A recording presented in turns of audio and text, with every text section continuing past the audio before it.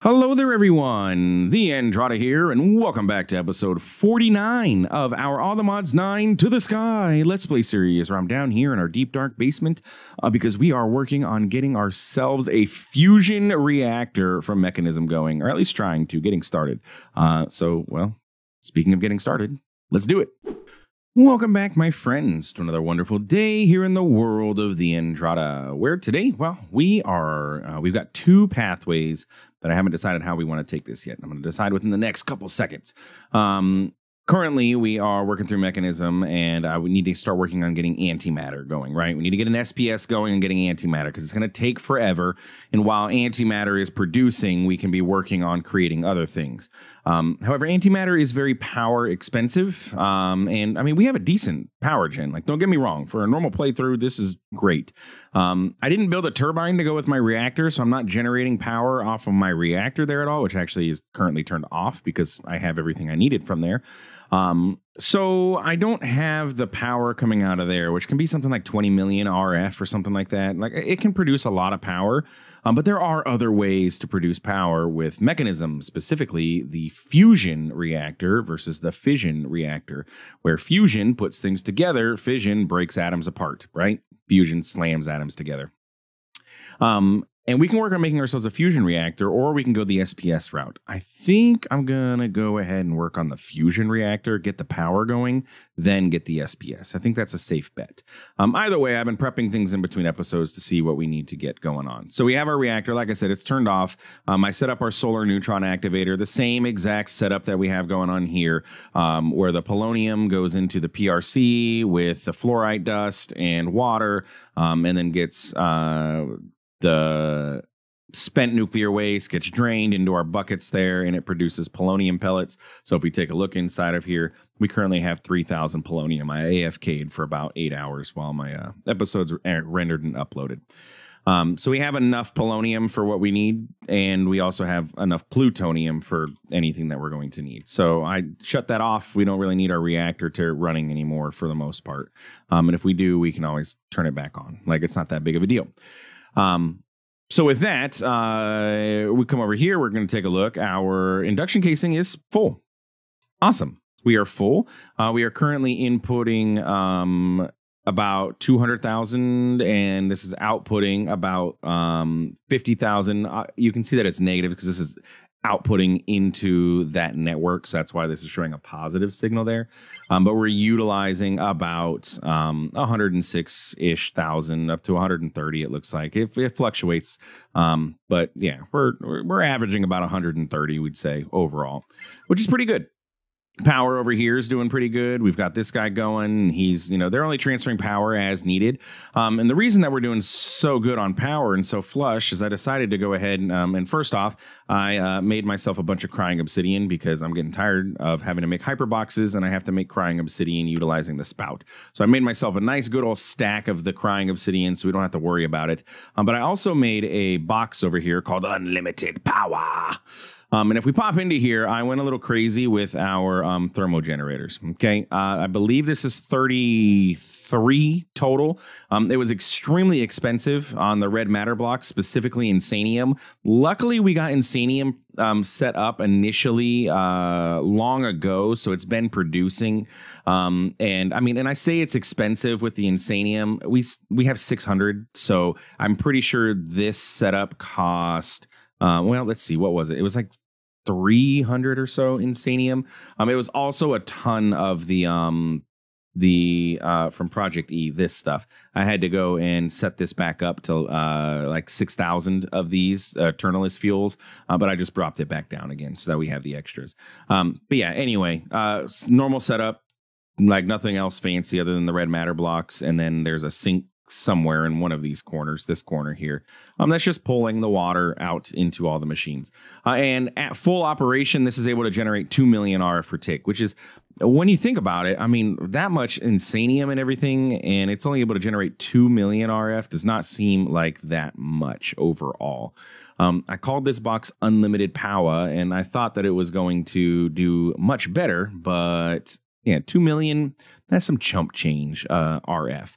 Our SPS is going to require, for every millibucket of antimatter, you need 400 million total RF. That's a lot. And we can do better. We can get power going faster, and then Flux Networks can handle it, and then we can generate a lot more power by utilizing the Fusion Reactor from Mechanisms. So that's where our quests are currently sitting at. So we have two paths. We got the SPS, the Supercritical Phase Shifter, and we have a Fusion Reactor, and I want to head this way. In between episodes, I went ahead and grabbed all the machines and stuff that we needed to make all of this so I can actually have the quests to be able to do. So got that taken care of. But yeah, I think that I would like to go ahead and work on getting ourselves our Fusion Reactor, because I think it's just going to be the best step for me here to get power. And then this truly would be unlimited power. That being said, though, we kind of can't do everything in there. That's going to be where the power is going to be generated.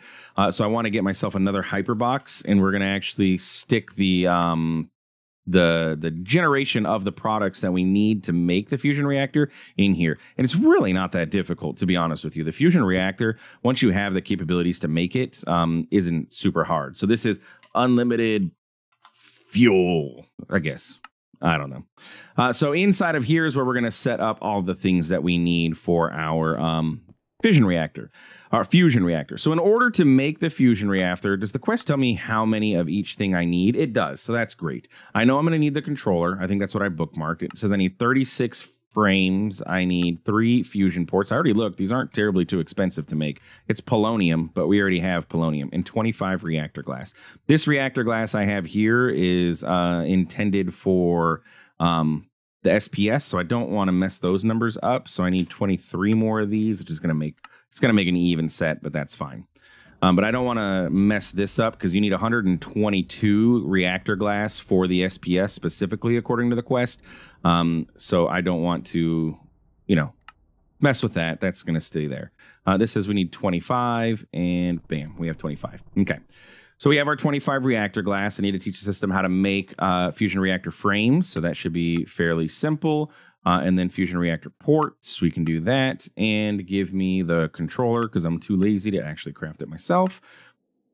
I have auto crafting, so why would I want to do it myself? Look, our trees are getting full, but we are also getting towards the end of the pack here, so it's not that big of a deal.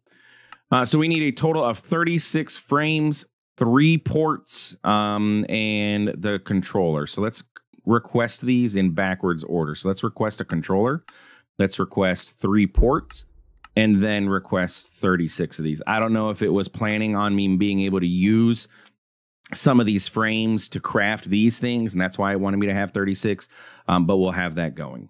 But in order to make our our Fusion Reactor, we need 2 things. First, we need lasers. We need a laser to power this. We got to give it a jump start. It's literally called, it's jump starting your laser.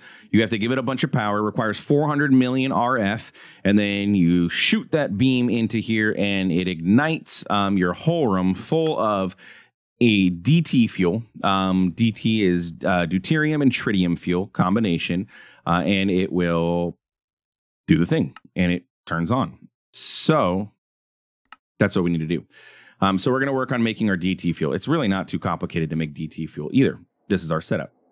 So in order to make DT fuel, 1, 2, 3, go away. And see, I knew we're going to need,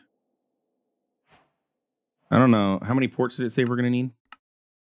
3? Yeah, because we need fuel in, out, 2 fuels in, and then a power out. So we need that. And then, of course, we're going to need a reactor. That should finish that quest. Good. And that'll get us towards this route. Okay. So in order to make our DT fuel, we're going to combine that in a chemical infuser with deuterium and tritium. Bam, we get DT fuel. In order to make the deuterium, we're going to utilize a chemical infuser. And the chemical infuser is going to take that's the DT fuel. We're going to utilize an electrolytic separator, but instead of separating regular water, we're going to separate heavy water. The heavy water will split into deuterium and oxygen. We'll collect the deuterium, void the oxygen. On top of that, we need to make tritium. Tritium is made in a solar neutron activator with lithium. We can't do this here, but we'll just go stick this elsewhere and over by like our evaporation coils, and we'll be fine. The biggest thing is that it's a solar neutron activator, so we do need to make sure that we are at daytime all the time. So that's where our celestial manipulator over here from Draconic is going to come into handy. We will be getting into this very soon. But we take both of those and we combine them and we get DT fuel. Now, to get the heavy water, it's fairly simple. All we have to do is get an electric pump from Mechanism, and we're going to make quite a few of these. I don't want to just go with one. We're going to probably go with like 16, maybe, if not more, in order to be able to keep up with our fuel processing here. So we'll go ahead and grab a pump. I'll grab 16 for now. And then we're going to also need filter upgrades. So we'll grab that. We're going to need a Holrum, which is 4 gold dust inside of a metallurgic infuser. I don't need the carbon, right? This is going to be a processing pattern, though. So this is going to go into coal, infuse. How do I have this set up?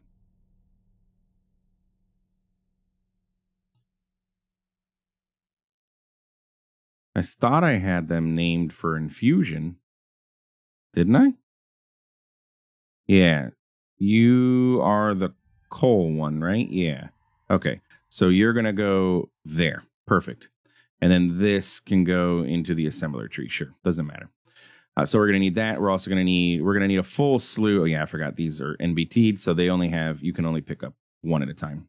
We're going to grab a sink so we can get water. We need infinite water going on here, and a bucket and some way to set water up.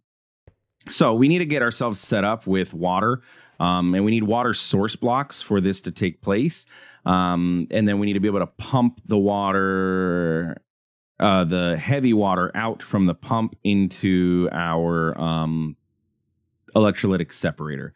So I'm thinking if we have this over here, this is, I mean, honestly, this is just going to be the fuel production process.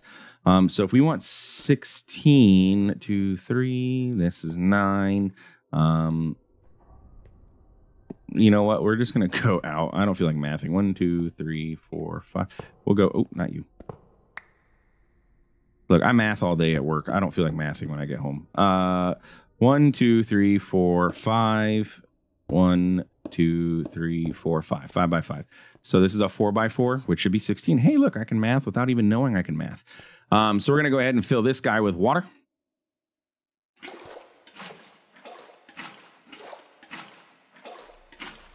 Maybe there, and then there, and then there. Do we all have source blocks? Looks like it. Okay, cool. So we have source blocks of water. That's great. We can go ahead and grab our pumps. Now, the pumps do require power to operate. We're also going to want to get speed upgrades on all of them, and energy, of course, so that we can make it more efficient. And we can add on to this if needed. But our pumps, I would love for the pumps to all face the same direction for their power. So what if, no, because they're going to face like that.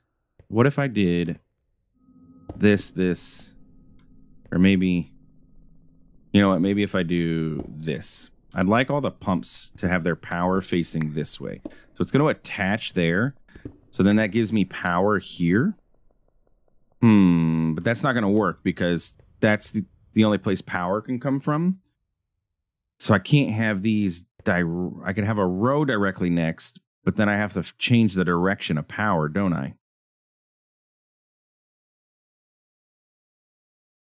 Building gadget, can you even place these? Because these have NBT data. Yeah, it won't, because I'm able to right click. It won't do it. Buddy, play nice. Maybe I could have control shift right click, maybe. So that way it eats the click. Well, still doesn't do anything. Okay, whatever.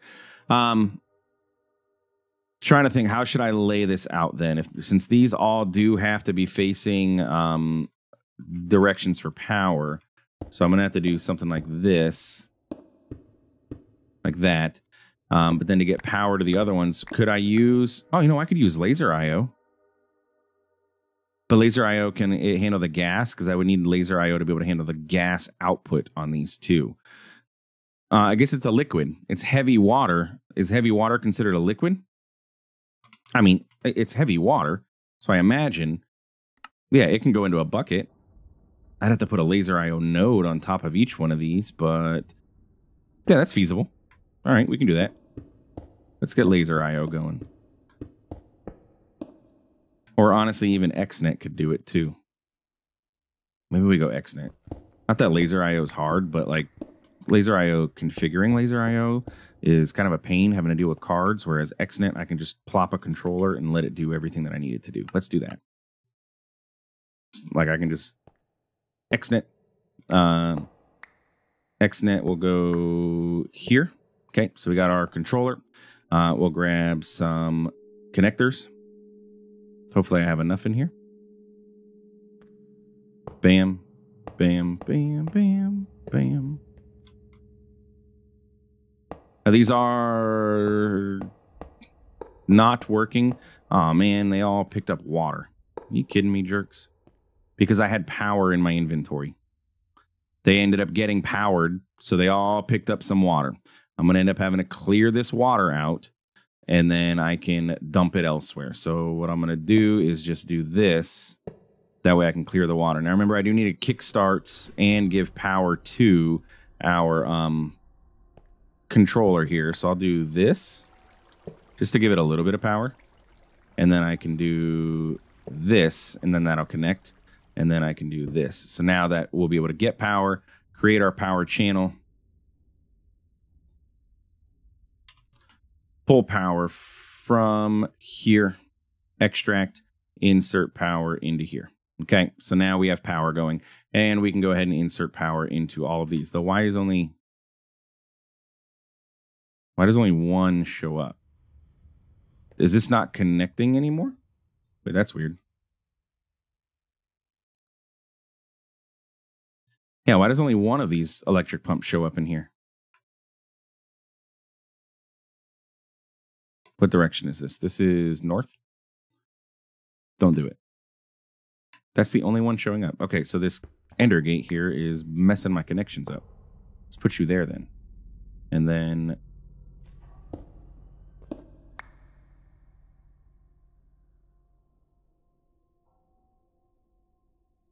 there.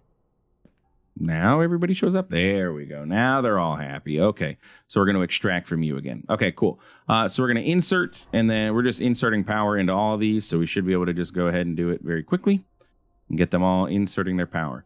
Then I'm going to have to extract and then dump it into the sink. Luckily, the sink acts as a void space for water, so we can go ahead and do that. But I need to get the filters in these first, okay? Before I do anything else, I want to get filters. Why aren't you getting power? Because it does require the power to come from that side. This is a great reason that we're using XNet. I want power to be inserted on the north. So if I come over here, I look at this guy. I'm going to go over here and I'm going to say, okay, you're going to insert on the north. Insert your power on the north of these. XNet can control different facings. And so it can say, I'm going to insert from that specific side, which should now get the power up. That's the reason I went with XNet. I lost which one I am working on, though, because they literally all look the same. North, north, north, north. Okay, now, okay, we're happy. Now we got to take care of the water, but we need our filters, so let me grab those. I thought I requested those. I guess not. We're missing 10 dust. All right, BRB, I'm going to go make that. All right, so I have heavy water being produced. So I went ahead and made the filters, got them all installed. Also went ahead and installed speed upgrades on all of these and the filter upgrades. So we're good. Cleared out the water by letting it drain into the sink, which is gone now. And there we go. We have heavy water being produced. All 16 of these are doing their thing. So now all we need to do is get an electrolytic separator and let that process all of the deuterium. The heavy water. So we're going to go ahead and we're going to clear it all, Apparently I used this one for something else before, but we'll go ahead and allow input from the top, and we'll go ahead and say, hey, buddy, I want you first. We're going to insert some power into this bad boy, but you're also going to go ahead and insert into the electrolytic separator, which will start splitting the deuterium or the heavy water into deuterium and oxygen. We'll grab a set of upgrades for these. Speed and efficiency. Energy, sorry. There we go. And you make it as fast as you can. Bam. And we have deuterium backstuffed. We want the deuterium. We do not want the oxygen. So we're going to go ahead and dump excess. We're not even going to save this oxygen. We'll just let it build up and dump. But we want the deuterium. So we're going to take deuterium and throw it into a quantum entanguloporter. And we'll have a deuterium entanguloporter. So we'll go and grab that, configure it. We're going to call this deuterium. And you are going to allow gas input from the left. And then we will output, this is the dark blue gas will out. Let's turn off auto eject, make sure that it cycles to dark blue. Yes, okay, so not cyan, dark blue to the right. It's you.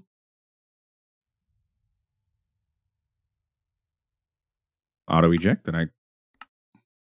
auto eject is on. Dark blue, go on out. Deuterium. Okay. Gas. Oh, I set it to items. That's why. Input. There we go. Okay. So cool. Deuterium will build up in here, and oxygen, as you can see, is just going to do its thing. And hopefully, I mean, this looks like it's able to keep up. So this is as fast as we can make deuterium, unless I added on another electrolytic separator, which may need to happen. We don't know for sure yet. We'll get there when we get there. Okay. So that is deuterium. That is half of our process. Let's go ahead and grab not a quest, but a chunk and claim this chunk. So that way this is always running. And then we'll come back and do our fuel processing here momentarily.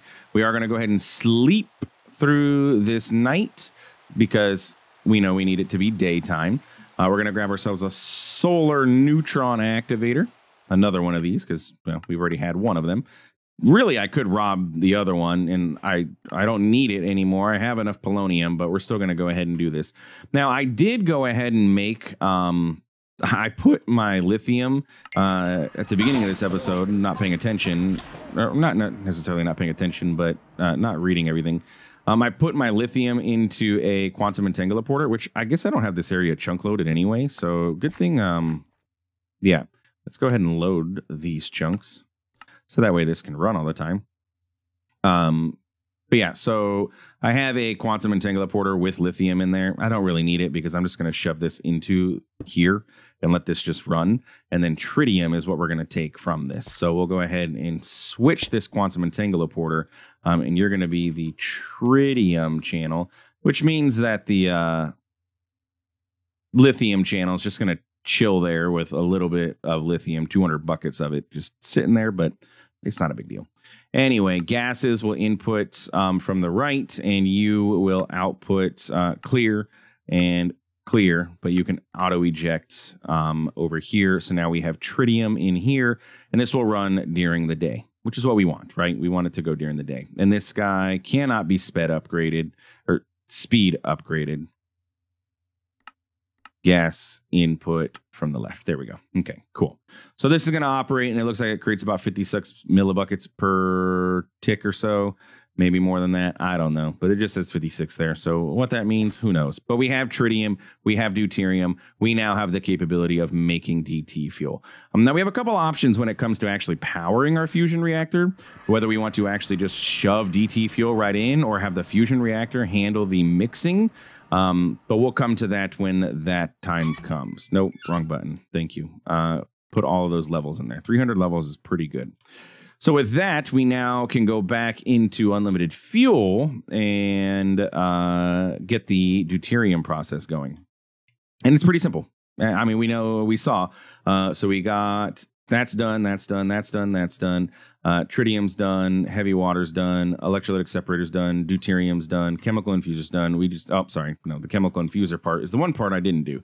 Chemical infuser, I just need to grab you and give you deuterium and tritium, and you will create DT fuel for me. I need to put that into a holrum, so let's go ahead and request our holrum. And that shouldn't take terribly too long, right? Nope. Okay, good. Chemical infuse. We'll just go ahead and, I mean, honestly, this is deuterium, but I'll go ahead and put this over here. Nah, I'm going to give it its own power. Like, why not? You can go ahead and chill here. We'll go ahead and grab its own power so it can do everything on its own. It's independent. We'll grab mechanism speed and mechanism energy upgrades. Make sure it's doing all the things as fast as it can do them. Then we'll grab 2 more quantums. Bam, bam. One there, one there. And actually, we'll need 3 because we're going to need the DT field to go somewhere. Maybe. No, I'm going to hold off on DT fuel for now. I feel like I want to go ahead and let the machine balance the tritium and the deuterium. It just depends on how it depends on how fast we're able to produce these. Are we producing it enough to keep up? Anyway, we'll talk about that when the time comes. I'm getting ahead of myself. But we need to go ahead and reset these guys. Bam and bam. We'll go ahead and say you are going to be... Now, if we look at DT fuel, it is deuterium on the left. I know it doesn't matter, but again, we've mentioned this before. I like it to be set to be matching what the recipe is, so that way I make sure I do it all correctly. So deuterium is going to be on the left. That is a gas outputting to the right. And then tritium is going to be on the right. And that is a gas going to output to the left with auto eject. Over here, we're going to go ahead and say, I want the red gas. Hopefully it cycles to red first. Yes, okay, good. Whew. Red gas comes in on the left. Then I want on the right the brown gas, I guess, yellow, orange. But whatever it is, we ended up with 10 buckets of DT fuel already. So we just take our whole room, pop it into there, and we have our DT fuel ready to go. Now, the whole room requires us to build the fusion reactor itself into the fusion reactor. So let's go ahead. How long are we on this episode? And we're looking a little long in the tooth on this episode here. So we got the fuel production going, but I don't want to spend terribly too much time because we need to actually build the fusion reactor and get it going. So that will be next episode. We'll come back. We'll build our fusion reactor, get it started, see how we're going to balance our fuel. Do we want to just be lazy about it and have DT fuel run in? Or do we want to have tritium and deuterium come in, let the reactor handle the mix, but we have to play with some configurations with it? Probably that route. I kind of like that idea. I don't think I've ever done it that way. Anyway, if you enjoyed today's episode, please feel free to like, comment, subscribe, tips, tricks, suggestions, all that good stuff. Leave them in the comments. Thanks for stopping by. Thanks for watching, and we will see you in the next one. Have a good one.